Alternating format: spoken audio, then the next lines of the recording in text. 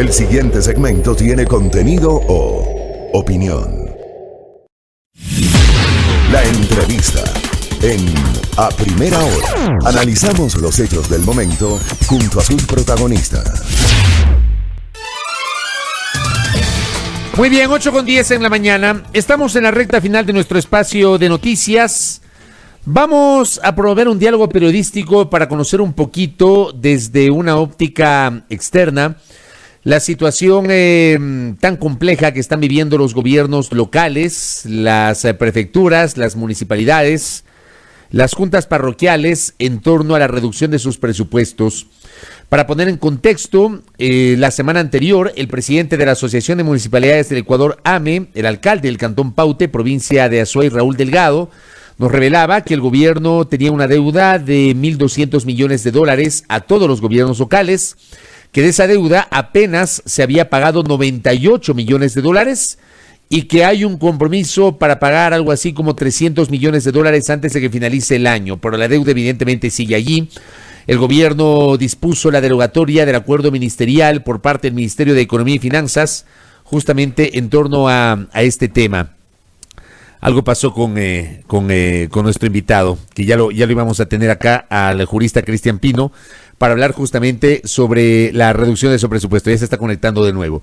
Digo, para tener una visión externa en torno a este tema, vamos a conversar con el jurista Cristian Pino, quien nos va a referir justamente su visión en torno a la situación presupuestaria de los gobiernos locales. ¿Cómo le va, doctor Pino? Bienvenido, buenos días.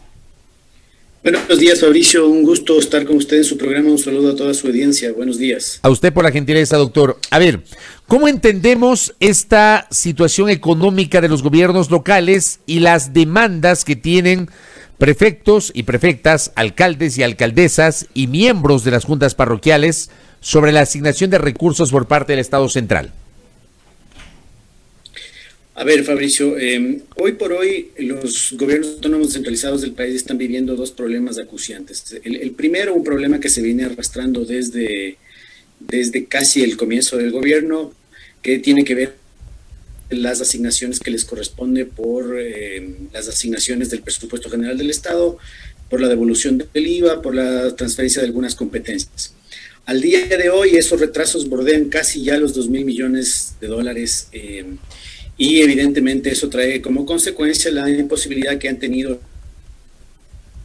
de su planificación, ejecutar su obra pública, no satisfacer adecuadamente la prestación de servicios a los territorios, a las comunidades, a los barrios, etcétera. Ese por un lado. Y por otro lado, un problema que se ha desatado en las últimas semanas, la reducción potencial del presupuesto del Estado, la reducción del presupuesto de los gobiernos autónomos centralizados, y que tiene, digamos, en este caso, en este año en particular, tiene un efecto sustantivo, porque esa reducción podría además trasladarse al año que viene, porque estamos en el medio de un presupuesto prorrogado.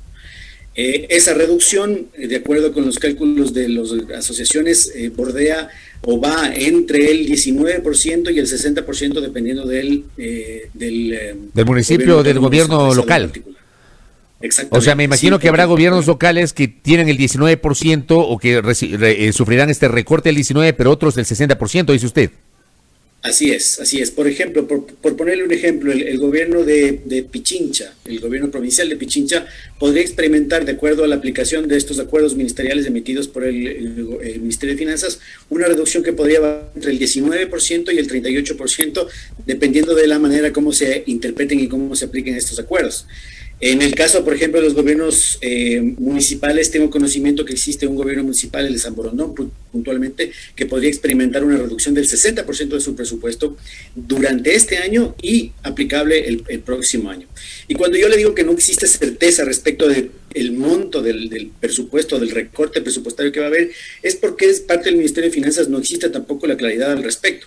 Imagínese usted que este recorte se calcula a partir de dos acuerdos ministeriales que en principio, y en función digamos, de la protesta que generó fundamentalmente los gobiernos municipales estarían derogados. Sin embargo, cuando uno lee el acuerdo derogatorio, el acuerdo por el cual se deroga estos dos acuerdos, el ministerio en la parte considerativa pretende hacernos entender que los ha derogado, pero que los efectos jurídicos de esos acuerdos ya han producido sus efectos. Es decir, no hay certeza cierta de si la derogatoria implica la eliminación de los efectos jurídicos de esos acuerdos ministeriales o no.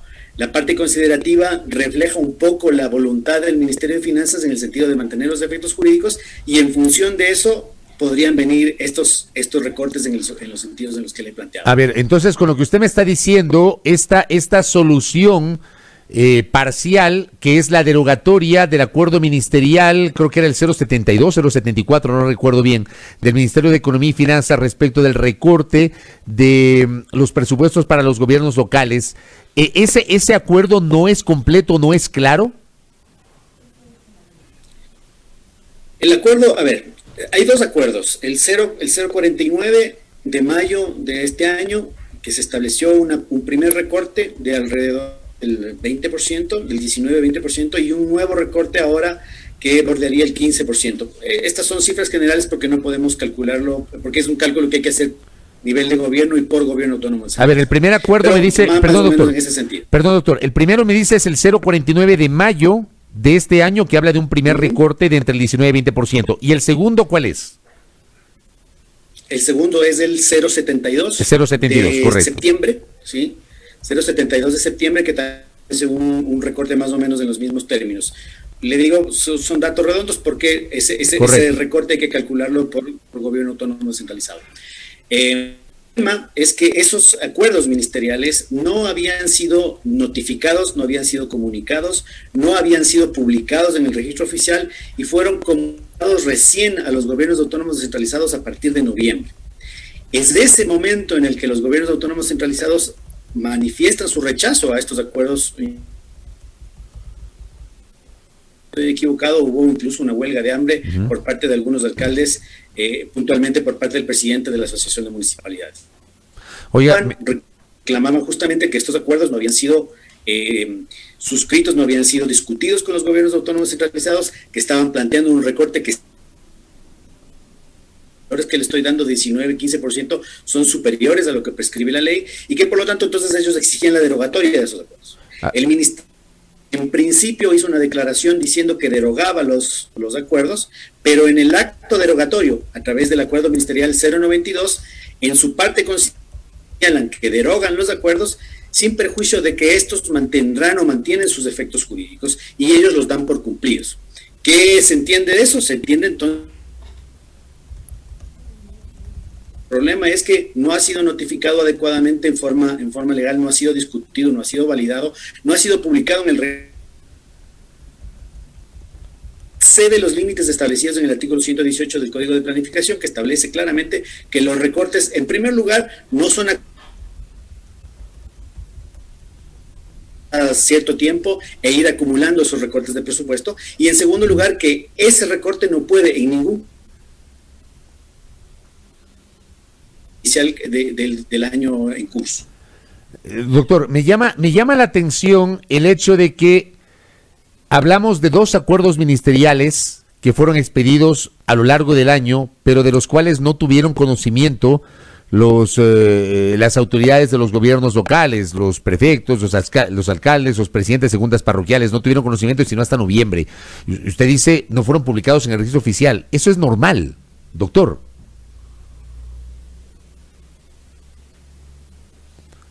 Tenemos algún problema con la conexión con el jurista Cristian Pino, que nos está acompañando a esta hora de la mañana. Es un problema aparentemente de la internet de nuestro invitado, pero nos está justamente refiriendo detalles justamente de lo que está pasando con los gobiernos locales. Hablamos de retrasos que bordean más o menos los 2,000 millones de dólares y que tienen que ver con las asignaciones del presupuesto general del Estado y también con la devolución del impuesto al valor agregado IVA. 2,000 millones de dólares. Y claro, con estos recortes hay dificultades para poder generar la planificación, por parte de las municipalidades, de las prefecturas y de las juntas parroquiales. Nos ha señalado que en las últimas semanas se desataron las dificultades a partir de las protestas justamente de los alcaldes y de los prefectos, que justamente han reclamado, han señalado que el gobierno no está al día con el pago de las obligaciones. Nos habla de que los recortes bordean entre el 19 y el 60%, dependiendo obviamente del gobierno local. Hay casos, nos ha dicho, como el de la prefectura de la provincia de Pichincha, el gobierno de la provincia de Pichincha. Hablamos de una reducción que sería entre el 19 y el 38%. Y en el caso de la municipalidad del Cantón San Borondón, en la provincia del Guayas, se advierte una posible reducción del 60%.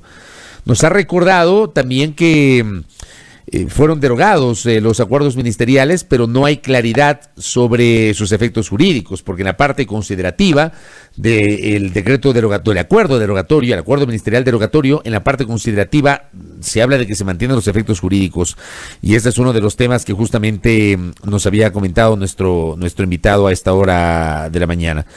Doctor Pino, no sé si me escucha en este momento. Doctor Pino. Tenemos dificultades en la señal, no le escuchamos ni le vemos al doctor Cristian Pino, con quien estábamos teniendo esta charla tan interesante sobre la situación de los gobiernos locales.